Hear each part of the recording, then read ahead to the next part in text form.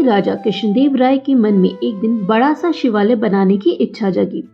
इस सोच के साथ उन्होंने अपने खास मंत्रियों को बुलाया और उन्हें शिवालय के लिए एक अच्छी सी जगह ढूंढने को कहा।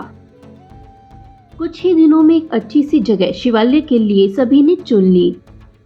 राजा ने भी उस जगह को पसंद किया और वहां काम शुरू करने की इजाजत दे दी। मंदिर बनाने का पूरा जिम्मा राजा ने एक मंत्री को सौंप दिया। वो अपने साथ कुछ लोगों को लेकर उस जगह की साफ सफाई करवाने लगा। तभी वहां खुदाई के दौरान महादेव शंकर की एक सोने की मूर्ति मिली। सोने की मूर्ति देखकर मंत्री के मन में लालच आ गया और उसने लोगों को कहकर उस मूर्ति को अपने घर में रखवा दिया। साफ सफाई करने वालों में से कुछ लोग तेलानी रामा के खास थे। उन्होंने सोने की मूर्ति और मंत्री के लालच के बारे में तेलानी को बता दिया। इन सारी बातों का पता चलने के बाद भी तेलानी रामा ने कुछ नहीं किया। वो सही वक्त आने का इंतजार करते रहे। कुछ दिन के बाद मंदिर के लिए सुनिश्चित की गई जगह पर भूमि पूजन करने का मुहूर्त निकाला गया। सब कुछ अच्छे से होने के बाद राजा दरबार में अपने मंत्रियों के साथ मंदिर के लिए मूर्ति बनवाने के लिए बातचीत करने लगे। उन्होंने अपने सारे मंत्रियों से इसके बारे में राय मांगी।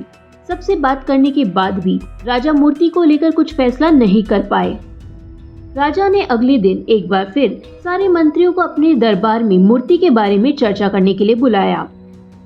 तभी एक जटाधारी सन्यासी दरबार में आया। सन्यासी को देखकर सबने उन्हें आदर पूर्वक बैठने के लिए कहा।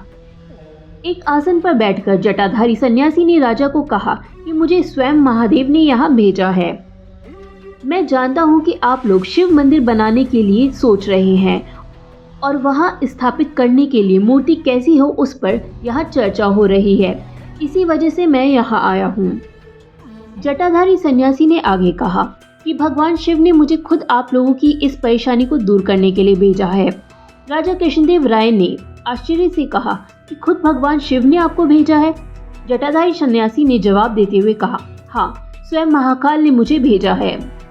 उन्होंने कहा कि शिव शंभू ने अपनी एक सोने की मूर्ति आपके लिए भेजी है। जटाधारी सन्यासी ने अपनी उंगली एक मंत्री की तरफ दिखाते हुए कहा कि उस मूर्ति को भगवान ने इस मंत्री के घर में रखा है। इतना कहकर सन्यासी वहां से चले गए।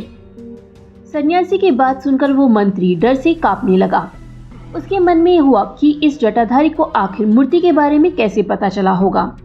अब उसे राजा के सामने यह बात स्वीकार करनी पड़ी कि खुदाई के दौरान उसे सोने की मूर्ति मिली थी। यह सब देखकर महाराज ने दरबार में नजर दौड़ाई और तेलानी रामा को ढूंढा, लेकिन वो कहीं नजर नहीं आए। तभी कुछ देर बाद तेलानी रामा दरबार में आ गए। उन्हें देखते ही सब जोर जोर से हंसने लगे। तभी एक व्यक्ति ने कहा कि अच्छा, तो यही है वो जटाधारी सन्यासी। आपने अपनी जटाएं और कपड़े तो उतार दिए, लेकिन माला उतारना भूल गए। सबको हंसता देख महाराज भी मुस्कुराने लगे और तेलानी रामा की तारीफ करते हुए मंदिर का काम करवाने की जिम्मेदारी उनके कंधों पर सौंप दी। कहानी से सीख। इस कहानी से सीख मिलती है कि लालच करना गलत है। हमेशा सरल और अच्छे मन से कार्य करना चाहिए। ऐसा करने से लोगों के सामने कभी शर्मिंदा नहीं होना पड़ता।